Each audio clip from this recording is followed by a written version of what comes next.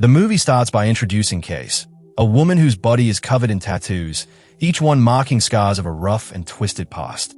She once got trapped in a cult when she was younger, and though she eventually escaped, the trauma never left her. These days, she's battling drug addiction and trying to take her life back from the chaos she once knew. Every time she tries to move forward, her childhood nightmares pull her back.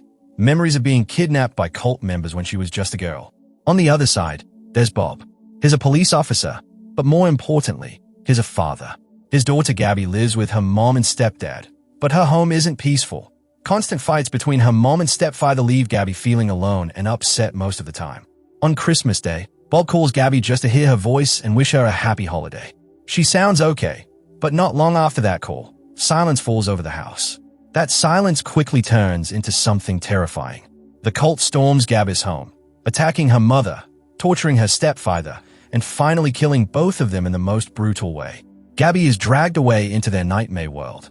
The following day, Bob realizes something is wrong when Gabby doesn't show up to church. His gut tells him to check her mom's place. He drives there with Arthur, Gabby's grandfather, and what they walk into shakes them both. Her stepdad's corpse is displayed grotesquely, while her mom's body floats in the backyard pool. Arthur collapses in grief, mourning the loss of his daughter. As they bury the bodies, Bob is consumed by guilt. If only he had been there. But more crushing than anything is the fact that Gabby is still missing, and no one has answers. 6 weeks go by, and Case, now in rehab, reads a newspaper article about Gabby's abduction. It hits her hard, stirring up flashbacks of when the same cult had kidnapped her years ago. With tears rolling down her face, she decides she can't just stand by. She feels a strange mix of duty and empathy, so she reaches out to Bob, offering to help. Bob, drained and hopeless after weeks of dead ends, sees a small glimmer of hope in Case's willingness to step in. She knows this cult in ways no detective ever could. But Bob's boss, John, flat out forbids it. He doesn't trust Case because of her history with drugs. Ignoring him, Bob visits her at rehab. He shows her a photo from the crime scene. Gabby's stepdad's body had a tarot card placed on it. Case immediately recognizes the card as Judgment, which tells her the cult targeted him for some transgression. Overwhelmed by old wounds, Case panics and runs from the room, leaving Bob rattled and desperate. Later, Case looks inward, remembering the moment she finally broke free from the cult. She had been tortured by their leader, a sadistic man named Cyrus, but her life was spared thanks to a strange figure known as Ferryman, a member with a striped face and a prosthetic arm. Even Cyrus seemed to fear him, and that fear opened the door for Case to escape. With her strength slowly returning, Case tells Bob something chilling. Gabby was likely taken by a branch of the cult called the Left-Handed Path, a group infamous for demonic rituals and abducting girls for either initiation or sacrifice.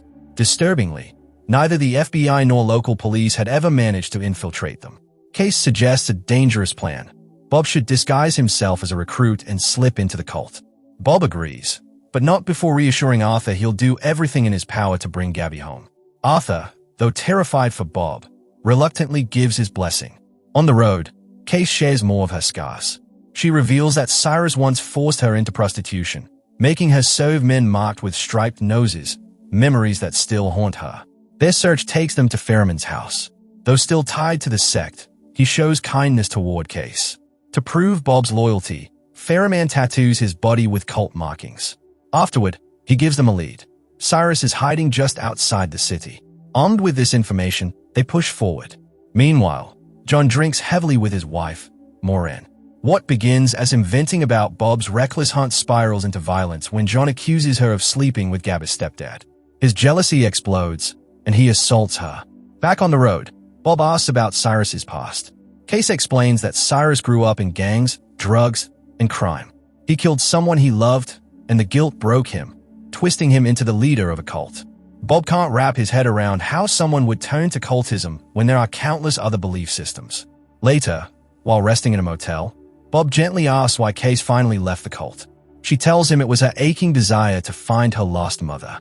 She would scan crowds, hoping to see her, and that desperate hope pushed her to escape. That night, they step into a satanic bar tied to the cult. Case points out one of Cyrus's close allies who owns the place. She even shows Bob an injection mark on her arm, pretending it's proof of loyalty to the cult, though she insists it's only a trick. Bob feels uneasy, but Case is determined. She drops big news. Cyrus himself is expected at the bar soon.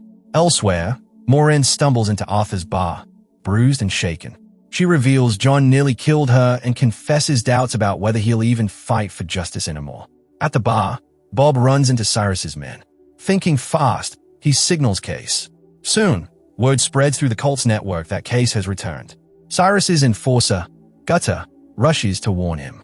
Case makes a bold decision to face Cyrus alone. Bob, however, is ambushed by another cult member, badly hurt, but he manages to patch himself up. When Case finally confronts Cyrus, he lashes out violently, accusing her of betrayal. To test her loyalty, he orders her to kill one of his men. But things go sideways when the man refuses and threatens to rebel. While this chaos unfolds, Bob hunts desperately for Case. He eventually spots an old man wearing her jacket, forces the truth out of him, and traces her to a nightclub. There, he sees her being brutalized by thugs. Bob storms in with a shotgun, blasting them down and dragging Case to safety.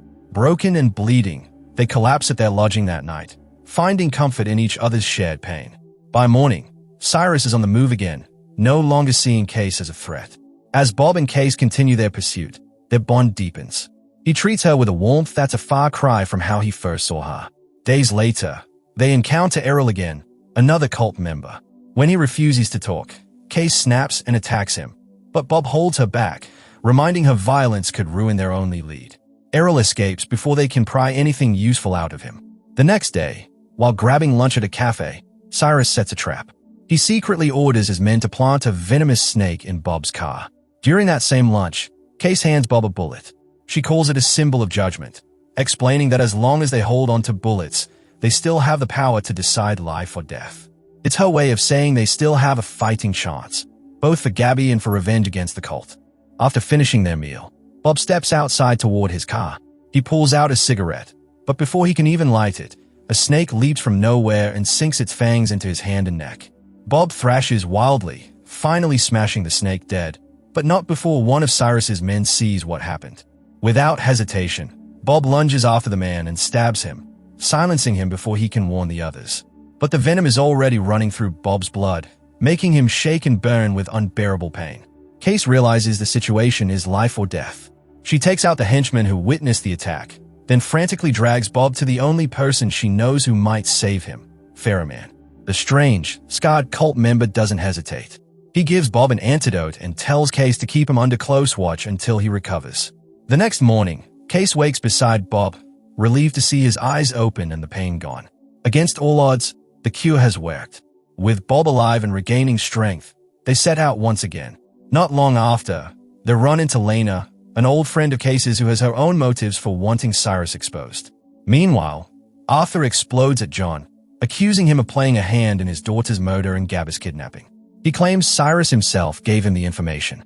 Wherein, confused, says she doesn't even know who Cyrus is. Arthur then spills a dark secret.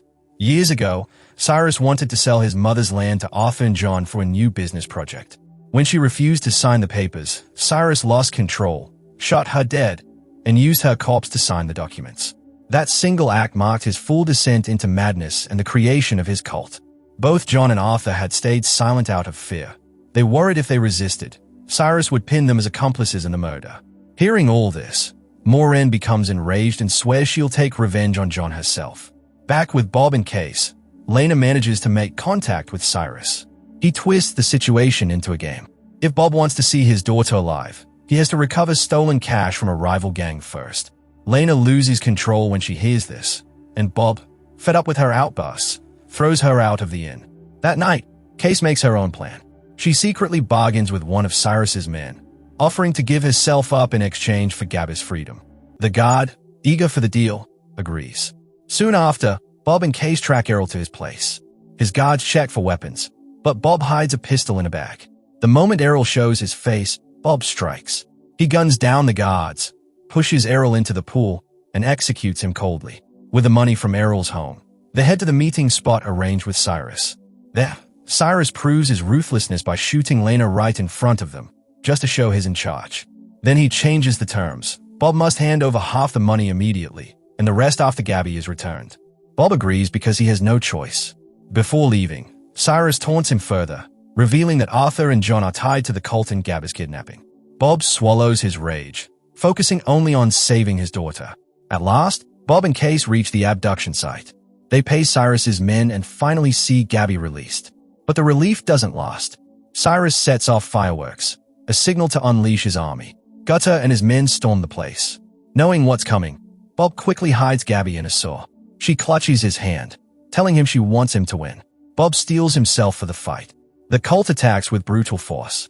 Gutter wraps Case in plastic, suffocating her, while Bob is beaten within an inch of his life. Just when it seems hopeless, Gabby proves her courage. She grabs her father's gun and shoots one of the attackers. The shot rings out, pulling Gutter's attention away. Fueled by rage and love for his daughter, Bob summons the last of his strength. In a bloody battle, he takes down every one of Cyrus's men, but the fight leaves him broken and unconscious. The next morning, Gabby spots a helicopter overhead and signals for help. Soon, both Bob and Case are rushed to the hospital. Bob clings to life but slowly begins to heal. A few days later, strong enough to walk again, Bob attends an FBI hearing. There, he watches Arthur and Wherein questioned about John's death and their hidden ties to Cyrus. Case arrives as well, ready to tell the truth about the cult's crimes. When the trial ends, Bob and Case speak privately. Before she leaves, he gives her an address, the home of a long-lost mother. Touched by his thoughtfulness, she thanks him deeply. That evening, Case follows the address. But instead of finding peace, she discovers it's Cyrus's hideout. She hides in a decaying attic for a week, waiting for him. When Cyrus finally shows up, he's shocked to see her. She steps out, gun raised, and orders him to sit. Years of rage pour out of her as she stays him down. Without hesitation, she takes her revenge, putting an end to the man who destroyed so many lives. News of Cyrus's death spreads fast. The FBI immediately calls Bob to investigate, since he's the only one who might understand what happened. At the scene, he finds a tarot card, Case's silent message that she had finished a mission. Meanwhile, Case visits her mother's address, only to discover her living happily with a new family. Feeling unwanted and abandoned, Case walks away quietly, deciding not to disrupt her mother's life. The film ends on a bittersweet but hopeful note. Bob crosses paths with Case once again. After everything they've been through, the pain, the fights, the survival, they realize they are both alone in the world now. Bob suggests they face what's ahead together, offering her a place in his life, not just as an ally but as family.